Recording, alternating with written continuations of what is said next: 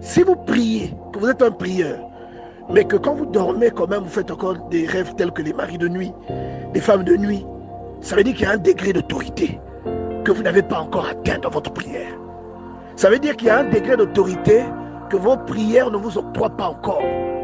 Donc moi, j'aimerais que quelqu'un comprenne ça. C'est-à-dire, la prière a des principes, obéit à des principes, et c'est comme lorsque vous plantez un grain, le grain doit germer. Si vous plantez un grain que le grain ne germe pas, ça signifie que le sol sur lequel vous avez planté le grain n'est pas suffisamment riche.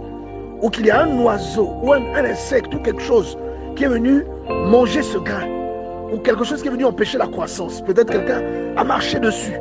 Ou simplement vous avez planté sur du béton, sur du ciment.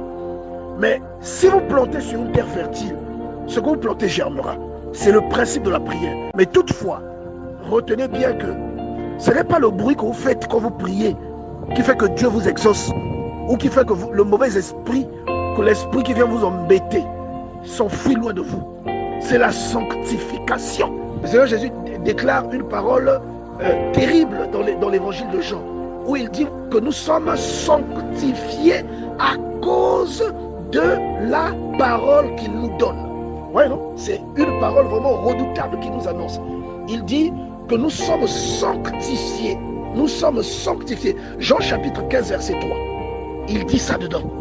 Vous êtes purs à cause de la parole que je vous ai annoncée.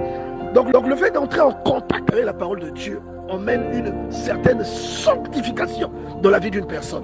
Et c'est de ça que le diable a peur. Et il y a un autre problème que j'aimerais illustrer. Vous savez, un arbre que l'on vient de planter, ou un arbre qu'on a planté il y a 2 mois, qui n'est pas encore adulte, cet arbre-là ne peut pas, vous ne pouvez pas attacher une corde pour faire la balançoire dessus. L'arbre va se casser et vous aurez un accident. Je suis en train de vous dire ici que, comme votre vie de prière, si vous restez un éternel adolescent en esprit, il y a des responsabilités que vous ne porterez jamais.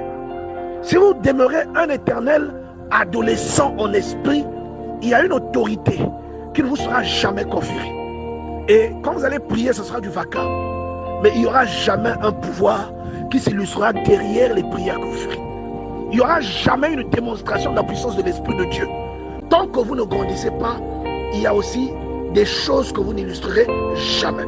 D'accord? Si vous lisez Hébreux chapitre 5 verset 12, la Bible dit, vous en effet qui depuis longtemps devriez être des maîtres. Vous avez encore besoin que l'on vous enseigne les premiers rudiments des oracles de Dieu. Même une simple exhortation, il ne sait pas faire. Mais il prie depuis parfois 15 ans, 20 ans. Parfois, il prie depuis sa naissance. Il prie. Il est né dans la prière. Mais il ne peut même pas exhorter quelqu'un. Il ne connaît même pas une référence biblique. Est-ce que vous voyez? Mais vous dites quand même que vous priez. Vous ne priez pas. Vous savez qui est Dieu, mais vous ne le connaissez pas.